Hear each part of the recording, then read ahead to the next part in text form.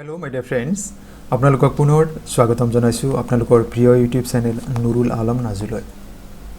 আজি আমি এই ভিডিঅ'টিত number of players required in various games and sports আপোনালোক বহুতেই পৰামৰ্শ আগবঢ়াইছিল যে এই বিভিন্ন খেলত কিমানজন খেলুৱৈৰ প্ৰয়োজন হয় এই সম্পৰ্কে এটি ভিডিঅ' প্ৰস্তুত কৰিবৰ কাৰণে আপোনালোকৰ পৰামৰ্শ মৰ্মে আজি এই ভিডিঅ'টি যুগুত কৰা হৈছে। আশা কৰো আপোনালোকে নিশ্চয় ভিডিঅ'টি ভাল পাব। যদি আপোনালোকে ভাল পায় তেন্তে ভিডিঅ'টি আপোনাৰ বন্ধুবৰ্গৰ সৈতে শ্বেয়াৰ কৰিব যিসকলে বিভিন্ন প্ৰতিযোগিতামূলক পৰীক্ষাৰ বাবে প্ৰস্তুতি চলাই আছে।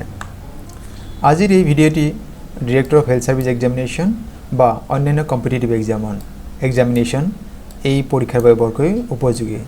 যিসকল বন্ধু বান্ধৱীয়ে আপোনালোকে Assam direct recruitment exam grade 3 বা গ্ৰেড পৰীক্ষাত অৱতীৰ্ণ হৈছিল আপোনালোকে নিশ্চয় দেখা পাইছে যে number of players in different sports এই টপিকৰ পৰা পৰীক্ষাত প্ৰশ্ন দিয়া আছিল। খো সম্পৰ্কে আহিছিল, ভলিবল সম্পৰ্কে আহিছিল। গতিকে আহকচোন বাৰু আজিৰ ভিডিঅ'টি আমি সম্পূৰ্ণকৈ চাওঁ। আপোনালোকৰ এটা বিশেষ অনুৰোধ, যদি প্ৰথমবাৰৰ বাবে মোৰ চেনেলটি চাই আছে চেনেলটি ছাবস্ক্ৰাইব কৰিবলৈ আশা থাকিল আৰু ভিডিঅ'সমূহ লাইক কমেণ্ট আৰু শ্বেয়াৰ কৰিব। আহক বাৰু আজিৰ ভিডিঅ'ৰ বিষয়বস্তু জানি লওঁ। প্ৰথমে চাওক যে ইয়াত দিয়া আছে number of players in different games and sports. ইয়াত চাওক বেডমিণ্টন আমি যদি গেমটো লৈ লৈছোঁ নাম্বাৰ অফ প্লেয়াৰ্স ৰিকুৱায়াৰ্ডছ ইয়াতে যদি বেডমিণ্টন ছিংগল ইভেণ্ট হয় তেতিয়া আমাৰ এজন প্লেয়াৰৰ দৰকাৰ হ'ব আৰু যদি ডাবলছ হয় তেন্তে আমাৰ কি হ'ব দুজন খেলুৱৈৰ দৰকাৰ হ'ব।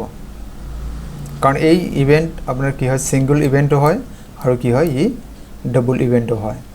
আৰু national games of which country এই বেডমিণ্টন কোন দেশৰ ৰাষ্ট্ৰীয় খেল হয় তেন্তে উত্তৰটি হ'ব ইণ্ডোনেছিয়া। এইটো আৰু হয়তো বহুত দেশৰ হ'ব পাৰে, আপোনালোকক মই কিছুমান দেশৰ নামহে মাত্ৰ উল্লেখ কৰি দিছোঁ। পৰৱৰ্তী চাওক বেছবল কোন কোন দেশৰ বেছবল সম্পৰ্কে আমি জানি লওঁ। ইয়াত কিমানজন খেলুৱৈৰ দৰকাৰ হ'ব? ইটছ টিম প্ৰত্যেকটো দলৰ কাৰণে 9জন খেলুৱৈৰ দৰকাৰ হয়।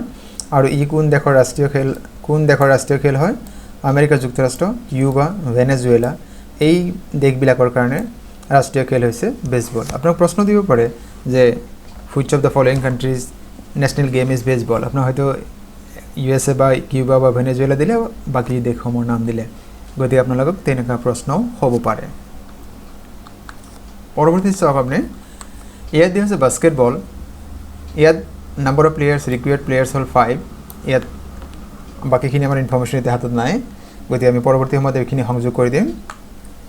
চাওক ব্ৰিজ খেলত নাম্বাৰ অফ প্লেয়াৰ্স ৰিকুৱায়াৰ্ড ইয়াত আছে 2। পৰৱৰ্তী চাই ল'ব।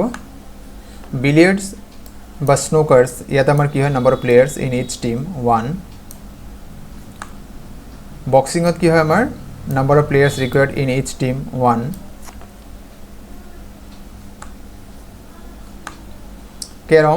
কেৰমত কি হয় আপোনাৰ যদি ছিংগল ইভেণ্ট হয় তেতিয়া একজন হ'ব আৰু যদি দুজন মানে ডাবল হয় তেন্তে কি হ'ব দুজন খেলুৱৈৰ দৰকাৰ হ'ব। ক্ৰিকেটত আমি নিশ্চয় সকলোৱে জানো ক্ৰিকেটত প্ৰত্যেকটো দলত 11জন খেলুৱৈৰ প্ৰয়োজন আছে। আৰু কোন কোন দেশৰ ই ৰাষ্ট্ৰীয় খেল হয়? অষ্ট্ৰেলিয়া, ইংলেণ্ড, বাৰ্মুডা এই 3খন দেশৰ হয়। আৰু কেইখনমান দেশ আছে বাৰু, সৰু সুৰা দেশ কিছুমান আছে, কিন্তু প্ৰধানত ইংলেণ্ড আৰু অষ্ট্ৰেলিয়াৰ ৰাষ্ট্ৰীয় খেল হৈছে ক্ৰিকেট। পৰৱৰ্তী চাই লওঁ চেজ মানে দবা খেল যিটো আমি কওঁ, দবা খেলত কি হয় নাম্বাৰ অফ প্লেয়াৰ্ছ 1। আমি ইয়াত কেতিয়াবা প্ৰশ্ন আমাক দিয়ে যে দবা খেলৰ উৎপত্তি কোন দেশত হৈছে আৰু ইয়াৰ শুদ্ধ উত্তৰ হৈছে India. Which country is known as the birth place of chess, তেতিয়া আমি গম পাম যে সেইটোৰ প্ৰশ্ন উত্তৰ হ'ব India is the country where চেজ ৱাজ বৰ্ণ অৰ অৰিজিনেটেড, আমি সেনেকৈ আমি কওঁ। পৰৱৰ্তী চাওক ফুটবল। ই পৃথিৱীৰ আটাইতকৈ জনপ্ৰিয় খেল, ইয়াক চকাৰ নামেৰে জনা যায়, গতিকে কেতিয়াবা পৰীক্ষাত চকাৰ হিচাপে দিব পাৰে। ইয়াতে কি হয় number of players in each team is 11। আৰু কোন কোন দেশৰ ই ৰাষ্ট্ৰীয় খেল হয়? ইটালী, ফ্ৰান্স এই দুখন দেশৰ ৰাষ্ট্ৰীয় খেল হৈছে চকাৰ বা ফুটবল। পৰৱৰ্তীত চাই লওঁ আমি হকী, যিটো আমি ফিল্ড হকী বুলি কওঁ।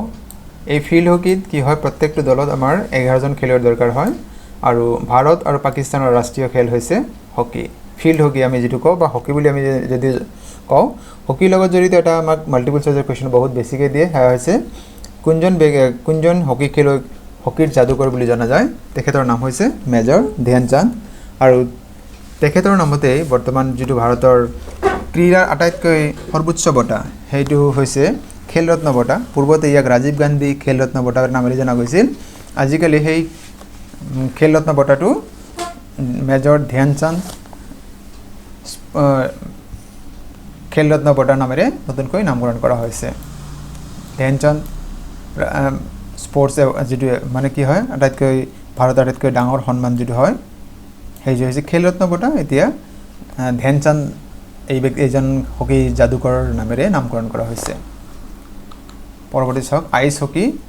আইচ হকীত কি হয় ইয়াতে চাওক ফিল্ড হকীত 11জন খেলুৱৈ দৰকাৰ হয়, কিন্তু আইচ হকীত 6জন খেলুৱৈহে দৰকাৰ হয়। Number of players required 6। Canada আৰু চেক গণৰাজ্য চেক ৰিপাব্লিক এই দুখন ৰাষ্ট্ৰৰ ৰাষ্ট্ৰীয় খেল হৈছে আইচ হকী।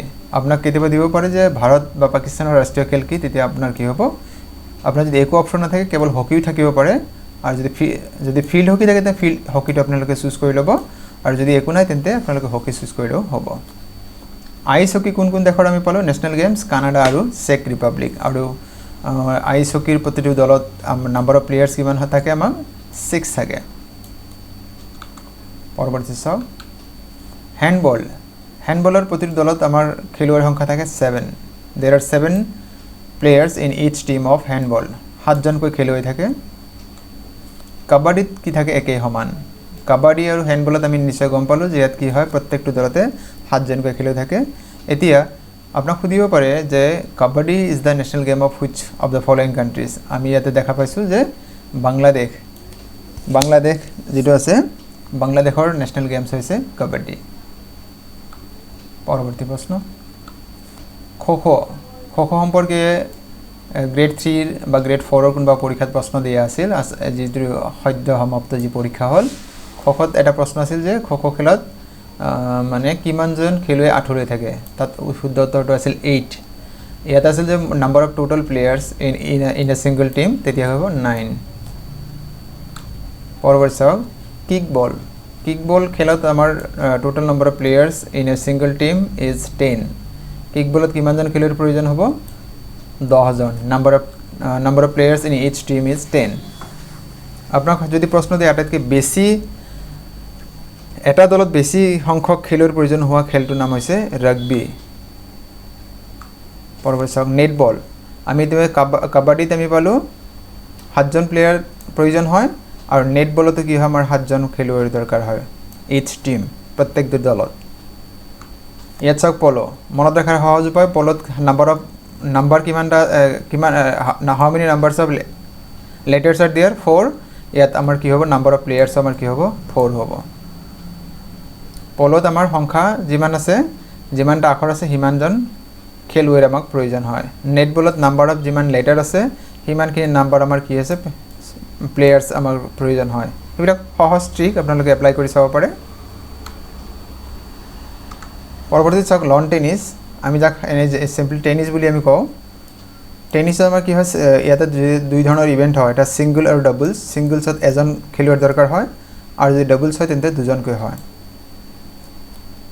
ইয়াত আৰু এটা দিব পাৰে টেবুল টেনিছ। টেবুল টেনিছৰ ক্ষেত্ৰত আপোনাৰ কি হয়, ছিংগলছত একেই এজনৰ দৰকাৰ হয়, আৰু ডাবলছ হ'লে 2জন খেলুৱৈৰ দৰকাৰ হয়। পৰৱৰ্তী প্ৰশ্ন টাগ অফ ৱাৰ। আমি যিটো ৰছী টনা খেল, ইয়াতে কি হয় প্ৰত্যেকটো দলত কিমানজন খেলুৱৈ থাকিব লাগে? Number of players 8। ভলীবলত আমাক এইটো ৰিচেণ্টলি আমাৰ যিটো পৰীক্ষা হ'ল আছাম ডিৰেক্ট ৰিক্ৰুটমেণ্ট এক্সামিনেশ্যন, তাতে এটা প্ৰশ্ন দিয়া আছিল যে ভলীবলৰ এটা দলত কিমানজন খেলুৱৈৰ প্ৰয়োজন হয়? ইয়াত শুদ্ধ উত্তৰটো হৈছে 6। আৰু এই ভলীবল নেপাল আৰু শ্ৰীলংকাৰ কি হয়? ৰাষ্ট্ৰীয় খেল হয়। আপুনি কাইণ্ডলি নোট ডাউন কৰি ল'ব। আপোনালোকক মই অতি সোনকালেই আৰু স্পৰ্টছ সম্পৰ্কে আৰু ভিডিঅ' আপলোড কৰিম, আপোনালোকে চাবলৈ নাপাহৰিব। পৰৱৰ্তী চাওক ইয়াত দিয়া আছে ৱাটাৰ পল'। ৱাটাৰ পলত আপোনাৰ কিমানজন প্লেয়াৰ দৰকাৰ হয়? নেট বলত আমি পালোঁ 7, কাবাডীত পালোঁ 7, ৱাটাৰ পলতো আমি পালোঁ 7। ইয়াত এটা সহজ এটা ট্ৰিক আছে, আপুনি চাই ল'ব পাৰে যে পলত আমি কিমান পাইছোঁ? 4। আৰু আমাৰ যিটো ডব্লিউ হয়, ডব্লিউ লেটাৰটো কেনেকুৱা থাকে? এনেকুৱা। আপনি যদি এন্টি ক্লকৱাইজ ঘূৰাই দিয়ে তেন্তে চেহাৰাটো মানে ইয়াৰ শেপটো কেনেকুৱা হ'ব? এনেকুৱা হ'ব। গতিকে 3 + 4 = কিমান হ'ব? 7 হ'ব।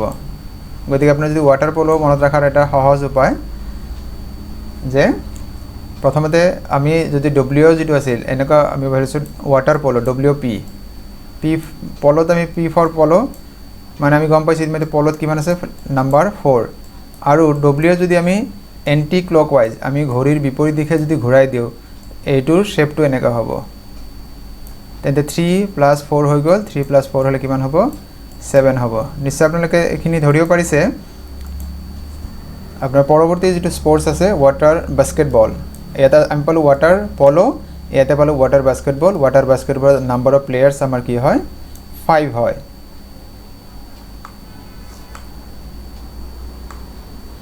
গল্ফ ইয়াত চাওক ইয়াত আমাক কি আছে not specified as per golf rule গল্ফৰ নিয়মতে ইয়াত কোনো নিৰ্দিষ্ট তেনে সংখ্যা নাই আৰু আপোনাক খুদিব পাৰে এইটো বহুত দৰকাৰী প্ৰশ্ন হয় golf is the national game of which country তেতিয়া আপোনালোকৰ শুদ্ধ উত্তৰ হ'ব স্কটল্যান্ড স্কটল্যান্ডৰ ৰাষ্ট্ৰীয় খেল হৈছে গল্ফ ক্ৰিকেট বুলি এক ধৰণৰ খেল আছে ক্ৰিকেট খেলত আমাৰ যিখিনি দৰকাৰী খেলৰ সংখ্যা ইয়াত 2 হ'ব পাৰে 2 4 আৰু 6 দুজন হ'ব পাৰে চাৰিজন হ'ব পাৰে বা ছজন হ'ব পাৰে এটা দলত